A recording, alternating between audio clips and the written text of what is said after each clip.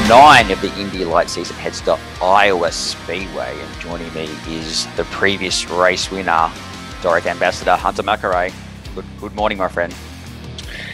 Yeah, good afternoon here from Indy. I think it's morning for you, afternoon for me. So whatever that's, I don't know what you say there, good afternoon / morning. But no, yeah, obviously last round was mega. You know, finally got that elusive win off my shoulders. So feeling good this weekend. Obviously, Iowa round 9 of the championship coming up. First oval of the year. We had a really strong test there about 3 weeks ago. So yeah, really looking forward to it and looking forward to going fast. So Mid-Ohio, pretty much the perfect weekend. First in every session. Describe the feeling, describe the weekend. Yeah, it was just kind of all year was leading up to it. You know, obviously, I just talked in the last video we did about being a little frustrated with, I've had great results this year. Lots of podiums, lots of poles. And obviously just getting the win. So lots of really good results. But until I kind of got that win, it was really frustrating because I'd been in position a lot to do that. And it just necessarily didn't kind of click, or for whatever reason, maybe a little bit of luck didn't go my way, or, I made mistakes when I had wins in the bag or whatever. It just kept escaping me. So to get that win, it was kind of a huge relief. And it's kind of funny, sometimes when you force something, it kind of works against you, like I kind of talked about in the previous episode we did. So, yeah, did exactly what I said I was going to do in terms of just having fun. And it's pretty amazing what happens when you feel confident in the car and you're having fun. As an athlete, being in the zone, I guess it's one of the best feelings ever. So, yeah, P1 in every practice, P1 in qualifying, led every lap. Fastest lap by half a second. Doesn't get much better than that. So tell me about, like, you smash a weekend like that, and you're a young guy and you're living your dreams, right? Having a crack. Tell me how many text messages you get, like how many Instagram followers you get. Like, tell me, like, how it feels, like what happens after a race for someone like yourself. Like, how long are you spending replying to people, for example? It was funny, actually, you say that, because obviously Indy Lights is quite a high category. Obviously the highest junior category, North America, America's version of F2, if you will. And IndyCar taking ownership of the series really has kind of boosted it up a bit. They do a lot of kind of posts about it on the IndyCar social media and things like that. So naturally, the IndyCar fans are paying more attention, and the IndyCar teams obviously are following really close too. So, yeah, I think after the race, I had about 50 text messages in total, and it was cool just to see the amount of people that are, not necessarily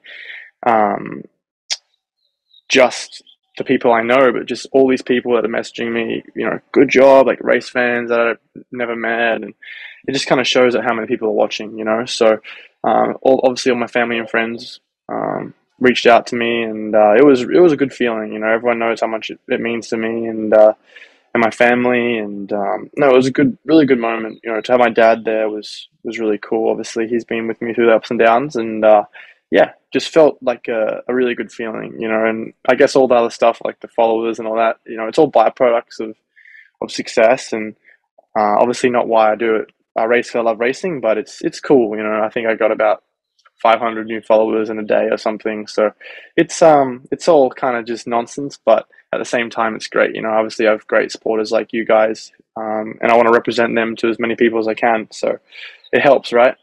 Yeah, sure does. All right, let's talk about Iowa this weekend. 7/8 of a mile, or 1.4 kilometers in our language.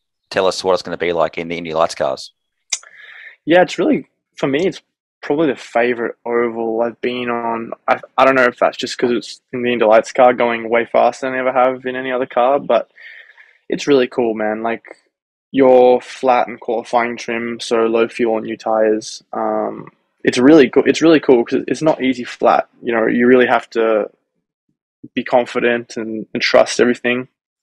But it's a really it has a lot of little characteristics that are unique. Like, it's quite bumpy, honestly, for an oval. There's little bumps in places which can unsettle the car sometimes, so you have to be really on top of your game with your car placement and things like that. But I think Deg is going to play into part a little bit. I think our race is 75 laps long. So honestly, around an oval, it's going to be our shortest race. So it's actually not going to be that long, even though it's 75 laps. Obviously, with the oval lap being so small, but I think degradation is definitely going to come into it. So being in dirty air, which we call, following other cars, being a 20-second lap, even if you qualify on pole, you're going to be catching lap traffic in 10 or 20 laps. So you're going to always, no matter where you are, you're going to have to deal with some lap traffic or some cars in front of you giving you some dirty air. So you've got to be really smart where you place your car and kind of how you adjust your tools in your car to stay on top of that the most. So it's going to be a really interesting race. It's even, I think, as much as it is a track position race, starting on pole is going to be a huge advantage. It's really going to be, not over till it's over with the lap traffic and the tire deg and things like that. So it's going to be fun. It's going to be, I think, for me, another really good weekend. We were, like I said, really strong on the test there. I feel very, very confident in my 1 lap speed going off the test. It's going to be a little bit hotter, but we'll see. I feel confident and I'm as ready as I can be, and I'm ready to have some fun. Yeah, great. Okay, 4th in points, 6 races to go, about 100 points off the lead, 50 for a win. We're going for this title. Always, obviously I didn't make it easy on myself the first couple races, but, obviously the last 3 or 4 races I've scored the most points at anyone, which is good. Obviously doesn't mean anything, those stats, but it's nice and shows the performance that I've been really putting in recently. And 3 straight podiums, it's what, where you need to be is on the podium always to win championships. And Linus has done a really good job being consistent. I think the worst he's finished is 5th, but he hasn't really had a bad round yet, or any bad luck. So you never wish that on anyone. I want to race him clean and hard the whole year and have no luck or anything come into it. But, it just happens. Everyone has that one round where something maybe doesn't go to plan. So you can't really waste time thinking about that. So I think if it finishes how it did at the last race, every single race, I'll be the champion. So I'll just try to do that every time. And it's obviously a bit of a gap. I'm super close to P2 in the points, which is good. But obviously, if there's a chance, I'm going to be pushing for it. So the pressure's kind of off. Like I said, as much as I want to win, it doesn't really help trying to add anything or add any pressure to try and do that. So obviously I'm always pushing for the championship, and to the last lap in the last race of the year, I'll be pushing for it. And if I can do it, amazing. And if we fall short, I know I've given everything I've had. All right, let's go.